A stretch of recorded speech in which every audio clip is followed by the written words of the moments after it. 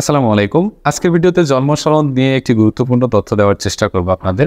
আচ্ছা, আমাদের মধ্যে অনেকেই আছি যারা জন্ম সনদ সংশোধন করতে পারি না। সংশোধন করতে না পেরে নতুন একটা করে ফেলি বা নিজের স্থায়ী ঠিকানা একটা সেখান থেকে একটা নিবন্ধন করলাম। এরপরে অন্য কোনো জায়গা থেকে একটা করে নিলাম। যেভাবেই হোক, এক কৌশলে হোক আর যেভাবেই হোক একটা নিবন্ধন আমরা নতুন নিয়ে ফেললাম। এখন কথা হচ্ছে আমার জন্ম নিবন্ধন ২ টা। তো ২ টা হলে করণীয় কি? আচ্ছা, কিভাবে ব্যবহার করতে হবে? কি করতে হবে? কোনো সমস্যা হবে কিনা? এ নিয়েও অনেকেরই প্রশ্ন বা জিজ্ঞাসা রয়েছে। এখন কথাটি হচ্ছে যে জন্ম সনদ বা যেকোনো জাতীয় ডকুমেন্টস, জন্ম সনদ, ভোটার আইডি বলেন, অন্যান্য ডকুমেন্টস বলেন, সার্টিফিকেট আপনি একাধিক অর্জন করতে পারেন, সেটা আলাদা বিষয়। কিন্তু একজন যে ন্যাশনাল রিপাবলিক ডকুমেন্টসগুলো আছে, পাবলিক ডকুমেন্টসগুলোর মধ্যে জন্ম সনদ, ভোটার আইডি, এরপরে পাসপোর্ট, ড্রাইভিং লাইসেন্স, এই ধরনের যে ডকুমেন্টসগুলো আছে পরপর ইস্যু হতে পারে, মেয়াদ শেষ হলে ইস্যু হতে পারে, ঘুরে ঘুরে মেয়াদ বাড়ানো হতে পারে, কিন্তু একটাই ইস্যু হবে, কিন্তু একটা তথ্য দিয়ে। এখন কথা হচ্ছে যে আপনি আপনার জন্ম সনদ করেছেন, সেটাতে এমন কিছু পরিবর্তন চাচ্ছেন যেটা সম্ভব হচ্ছে না। এখন সম্ভব যদি না হয়, রুলসের মধ্যে যদি না থাকে, তাহলে তো আপনি অন্য পথ অবলম্বন করবেন, এটাও স্বাভাবিক। অথবা কারো পিতামাতার জন্ম সনদ নিয়ে সমস্যা আছে, তাদের জন্ম সনদের কোনো খোঁজই নাই, তাহলে তারটা কিভাবে করবে? ভুলভাল একটা করে নিল বা পলিসি মেনটেন না করে মিনিস্ট্রি ফাইল বা সেই ফাইল, যেভাবেই হোক একটা নিবন্ধন বা ২টা নিবন্ধন, যে কোনোভাবেই ২টা নিবন্ধন তার হয়ে গেছে। এখন কথা হচ্ছে ২টা নিবন্ধন থাকলে অনেকে একটা বাতিল করতে চান, একটা ডিলিট করতে চান।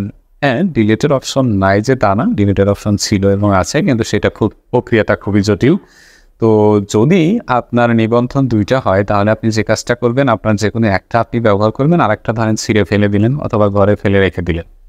আপনি সব জায়গায়, অর্থাৎ আপনার এমন নিবন্ধনটা ব্যবহার করতে হবে যেটার সাথে আপনার ভোটার আইডি কার্ডের মিল আছে, আপনার সার্টিফিকেটের মিল আছে, সকল ডকুমেন্টসের মিল আছে, আরেকটার সাথে ধরেন নাই, ওইটা আর ব্যবহার করার দরকার নেই, ওইটা আপনি ফেলে রেখে দিলেন। যেটা বর্তমানে ইউজ করতেছেন বা বর্তমান কারেক্টেড আছে সেটা আপনি ব্যবহার করলেন। তবে এখানে আরেকটি বিষয়, যে আপনার যদি ২টা নিবন্ধন একই ইউনিয়ন পরিষদের হয়, সেক্ষেত্রে যেটার সাথে আপনার কারেক্টেড তথ্য বা তথ্যের মিল আছে বা যে চাহিদা সংশোধন বা চাহিদা তথ্যগুলো আছে, সেটা আপনি ব্যবহার করেন। কিন্তু নিবন্ধন যদি একাধিক ইউনিয়ন পরিষদের হয়, মানে আপনার বাড়ি হচ্ছে এক জায়গায়, আপনি ঢাকা থেকে একটা নিবন্ধন নিলেন অথবা তার অন্য কোনো জায়গা থেকে একটা নিবন্ধন নিয়ে নিলেন, যে নিবন্ধনটা আপনার স্থায়ী ঠিকানায় নাই, তবে ওই নিবন্ধনটাই কারেক্টেড আছে, এরকম যদি হয়, তাহলে আপনি ওইটাই ব্যবহার করেন, সমস্যা নাই, ওটা ব্যবহার করতে থাকেন, অসুবিধাও নাই।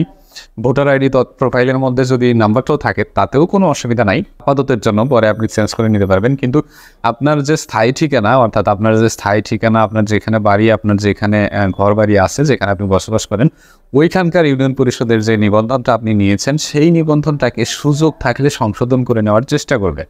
অর্থাৎ আপনার যদি ডকুমেন্টসগুলো ঠিক থাকে, আপনি সার্টিফিকেট, জন্ম সনদ, ভোটার আইডি বা ইত্যাদিতে ডকুমেন্টস ব্যবহার করে আপনি আপনার জন্ম সনদ ঠিক করে নিতে পারবেন। ২টা করার কোনো দরকার নেই। আর ২টা যদি হয়ে থাকে, ভিন্ন কোনো ইউনিয়ন পরিষদ থেকে করা থাকলে সেটাকে আপনি বাদ দিয়ে দিবেন।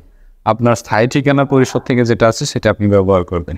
অবশ্যই এটা অবৈধ, এটা ঠিক না রাষ্ট্রের জন্য, কিন্তু বিষয়টা হচ্ছে এটার জন্য যদিও আমাদের দেশে পানিশমেন্ট চালু নেই, তবে বিপদ হবে না এমনটা নয়। আপনি যদি প্রকাশ করেই ফেলেন আপনার ২টা-৩টা নিবন্ধন আছে, সেক্ষেত্রে আপনার একটা সমস্যা হয়েও যেতে পারে। তো সেই ক্ষেত্রে আপনি চেষ্টা করবেন যে কোনো একটা ব্যবহার করা, আর অবশ্যই স্থায়ী ঠিকানাটা ব্যবহার করা। সেটাতে ভুল থাকলে অবশ্যই সংশোধন করে নেওয়ার চেষ্টা করুন। এরপরেও জানতে বুঝতে অসুবিধা হয়ে থাকলে অবশ্যই কমেন্ট বক্সে কমেন্ট করে জানিয়ে দেবেন। ভিডিওটি ভালো লাগলে লাইক দিবেন, চ্যানেলের নতুন হলে সাবস্ক্রাইব করে সঙ্গেই থাকবেন।